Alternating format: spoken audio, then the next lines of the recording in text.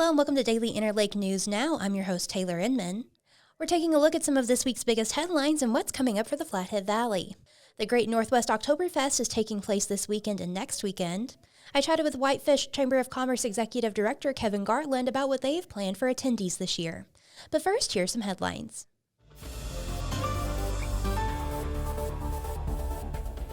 One man is behind bars and another hospitalized following an afternoon shooting in the parking lot of a South Kalispell business on Wednesday, according to officials.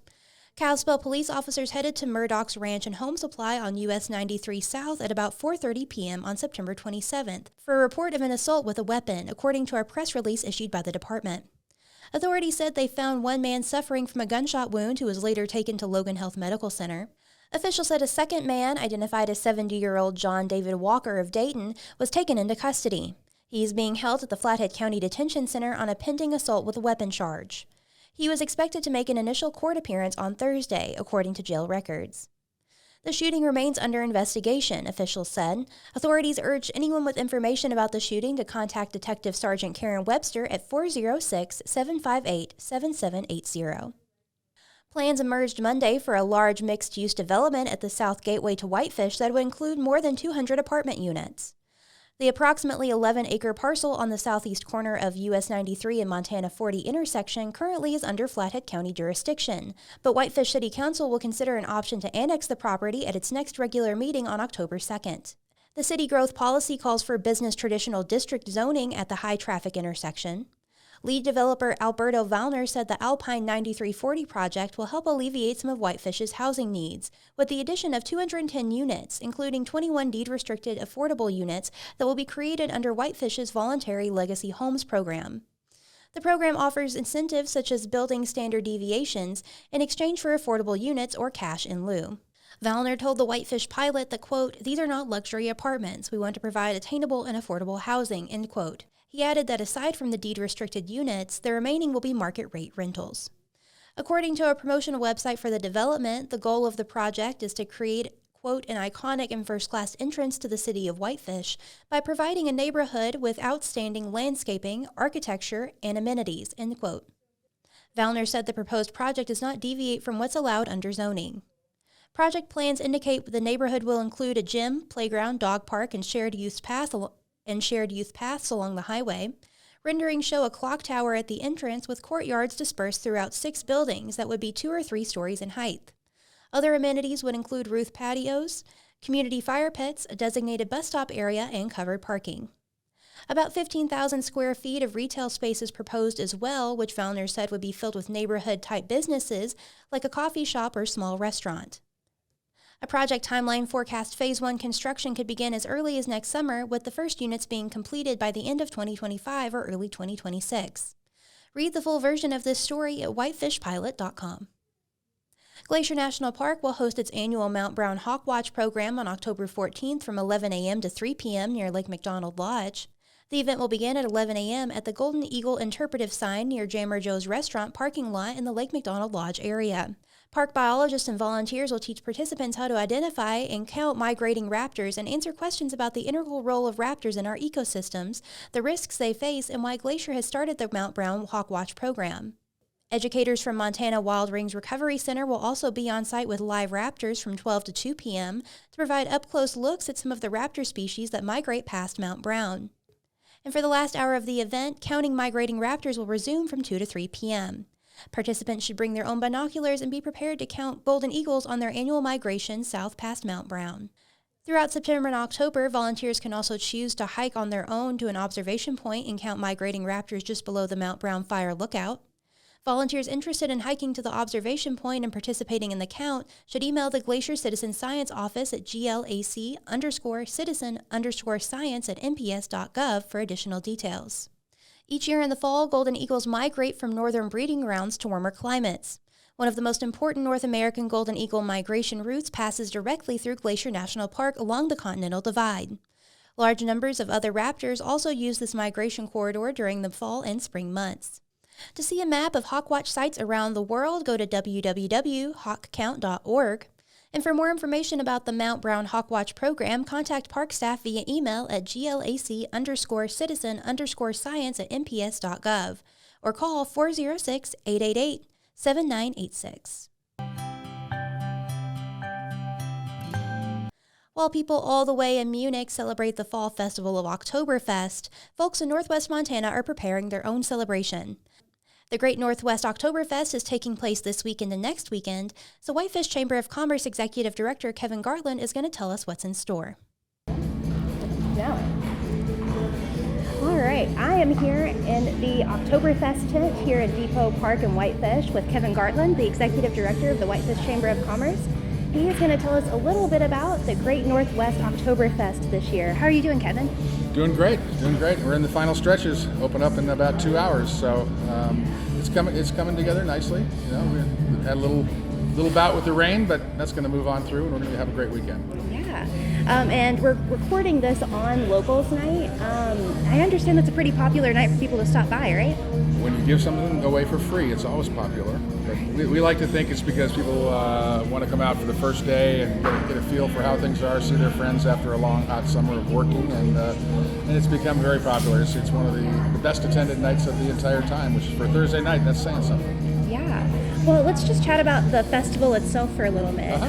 How did it get started up here, and when did the Chamber take it over? The Chamber started it in 2010, and so it's been going 14 years. I think we've only had 13 festivals because we had a cancellation during COVID. Only one. We did have a cancellation during COVID. So it's been a very interesting road.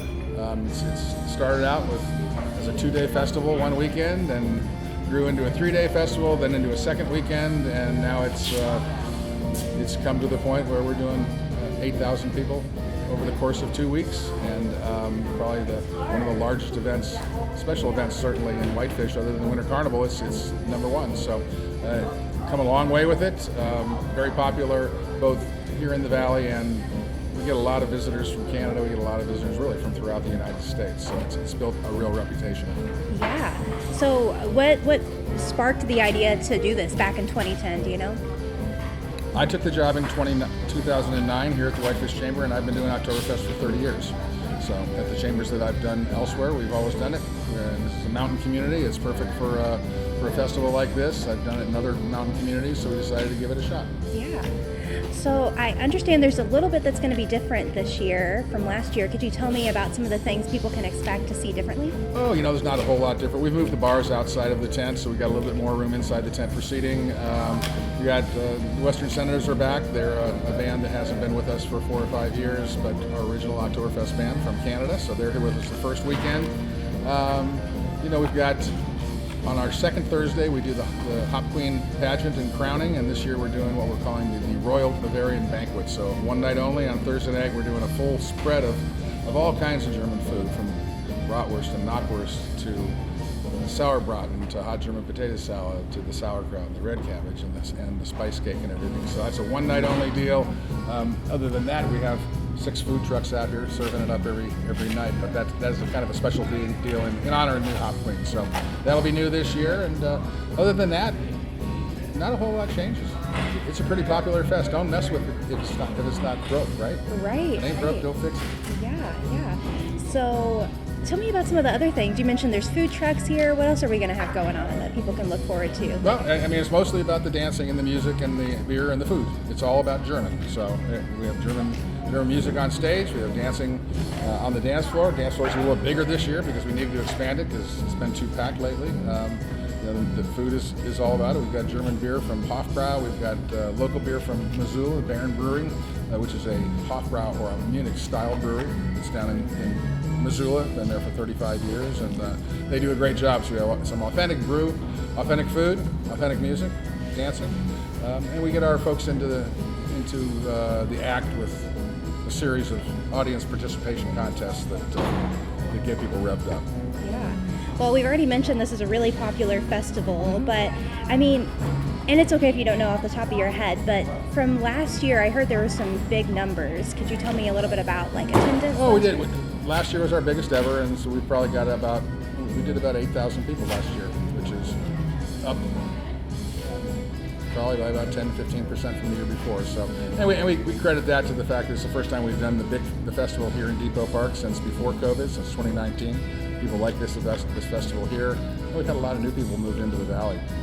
So you've had folks who have never been to, not only to Oktoberfest, but they've never been to the rodeo, they've never been to Winter Carnival, they've never been to all those things, or the Northwest County Fair. So last year we saw really big numbers at all of the major special events in the county, not just Oktoberfest, but we were happy to enjoy that a little bit. Yeah, definitely. Well, is there anything that you would like to let attendees know as the event unfolds the next couple weekends? Just come on down, don't miss it. We have, if the weather looks like it's getting nasty, which it did earlier today, 10 minutes later, we live in the Rockies, so this is what happens. We got the sun shining out, it's gonna be a great weekend.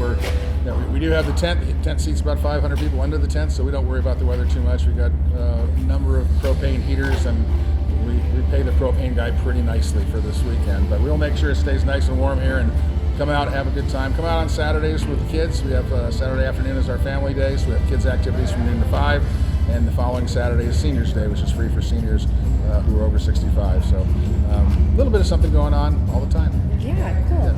Yes, I was here in 2019, and I remember it was really toasty in here. Yes, it gets warm. Yeah, and then the moment you step outside to use the bathroom, it gets a little cold. But it does. You get a little bit of frost on the toilet seat, but yeah, we have to work around that. You're right.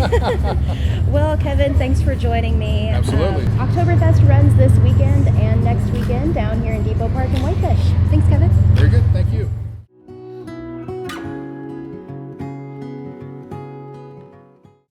Let's take a look at what events are coming up this week. Remember, you can find karaoke nights, art classes, and anything community related by going to dailyinterlake.com/events. And for business owners and event organizers out there, it is totally free to sign up and start posting your events for the entire region to see.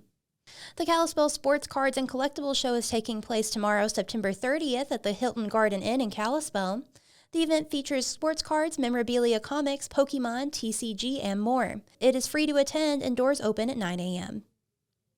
A blood drive in Big Fork is happening October 3rd from 11:15 a.m. to 5:15 p.m. It takes place at the Bethany Lutheran Church. People who want to donate can sign up at redcrossblood.org.